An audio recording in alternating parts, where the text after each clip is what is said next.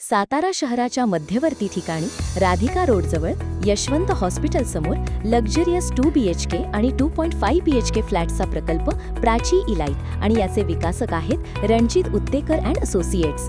प्रशस्त टॉप टेरेसवर children's play area, senior citizen sitting area व गार्डन असणाऱ्या या प्रकल्पामध्ये आपण पाहणार आहोत सॅम्पल फ्लॅट.